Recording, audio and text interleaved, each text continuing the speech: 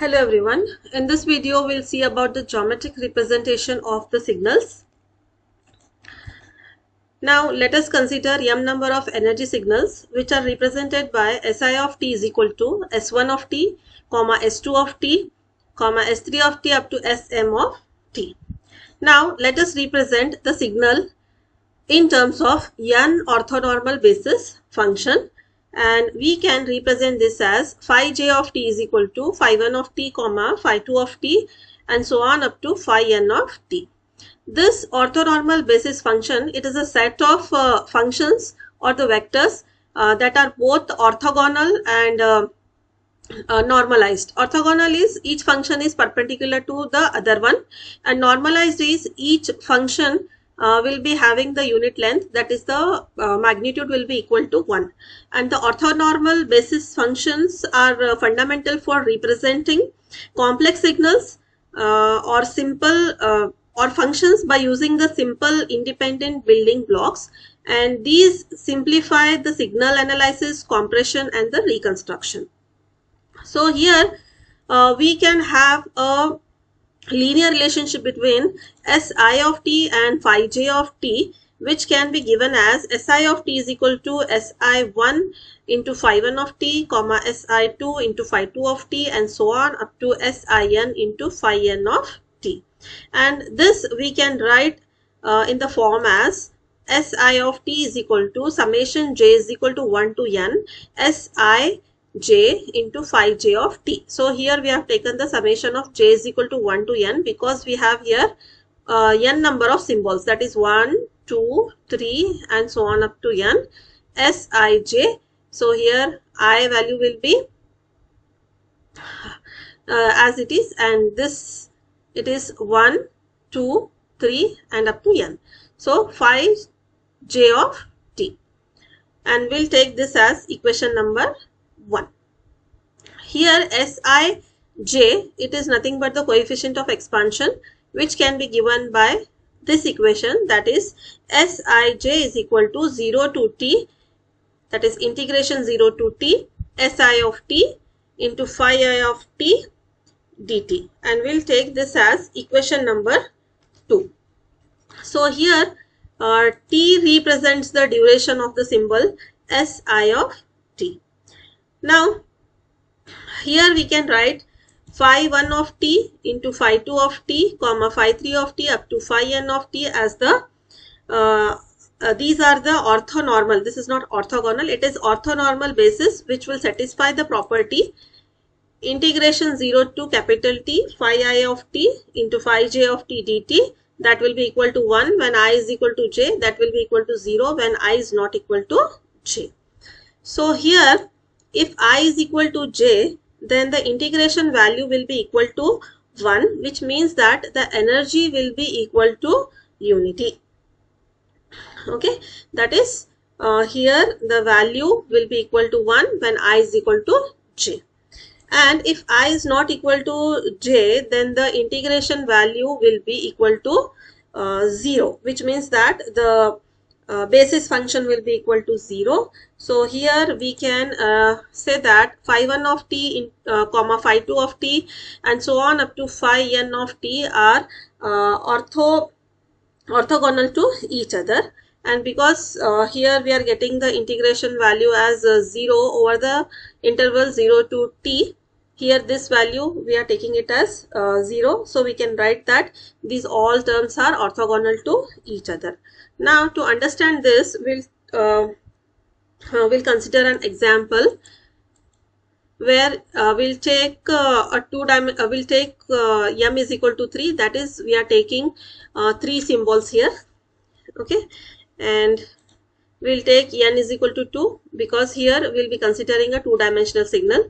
So here we are taking a 2-dimensional signal with 3 symbols. Okay, that is 3 message signals. So because m is equal to 3, we'll take the symbols as S1, S2, S3, and as we have taken it is a 2-dimensional signal, so we can write n is equal to 2. Therefore, we'll be having phi 1 of t and phi 2 of t. Now we will use these in our equation number 1. So here now we'll expand this equation. First we'll take the summation from j is equal to 1 to 2 because it is a two-dimensional signal. So we can write equation number 1 as SI of t is equal to summation j is equal to 1 to 2. Here this is the generalized form. Here this is a two-dimensional signal, therefore here the value of j will be from 1 to 2. Si j of t into phi j of t. So here we are taking three symbols, therefore I value will vary from 1 to 3, that is 1, 2, 3. Now we'll expand this because j is equal to 1 to 2. This will be having two terms, that is Si of t is equal to Si 1 of t into phi 1 of t plus Si 2 of t into phi 2 of t. Now we'll substitute one by one the value for I, that is 1, 2 and 3. So this is the expansion which we have written. When I is equal to 1, here Si of t will become S1 of t and this will be S1 1 of t, phi 1 of t plus Si is 1, S1 of t, S1 2 of t into phi 2 of t.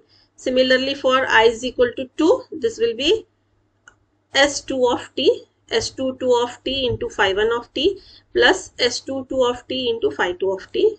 And similarly for I is equal to 3, we'll get this equation. Now we will represent this in the two-dimensional space. Okay, that is, we'll represent this in the two-dimensional space with three symbols. Okay, so here we'll take phi 1 and phi 2 which will be perpendicular to each other because they are orthogonal. Okay, phi 1 of t and phi 2 of t are orthogonal.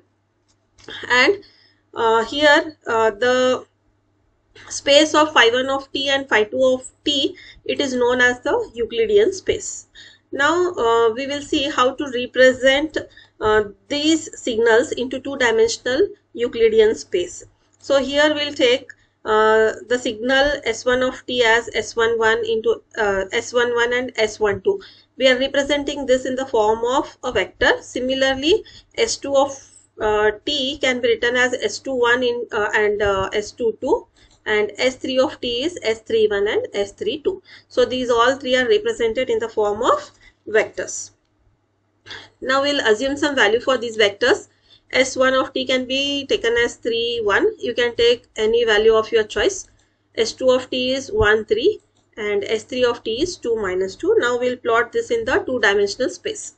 So this is the two-dimensional space where phi 1 of t and phi 2 of t are perpendicular to each other, and this is called as the Euclidean space. Here we have four quadrants: first, second, third and fourth. First is plus and plus, second is minus plus, third is minus minus, fourth is plus minus. So these are the four quadrants. S1 of t is 3 and 1. So x-axis value is 3, y is 1 here. Okay, and we get a point here. When x is 3, y is 1, we get a point here. We'll join this to the origin, we'll get S1. Similarly for S2, it is 1 and 3. X-axis is 1, y-axis is 3. We get a point here, join this to the origin. This is S2. This length is S2. Then here, x-axis is 2 and y-axis is minus 2. So we get a point here, join this to the origin, we get S3. So this is how we represent a two-dimensional signal with the three symbols. Okay. So this was about the geometrical representation of the signal. Hope you have understood and you have enjoyed the video. Thank you. Please do like and subscribe the video. Thank you.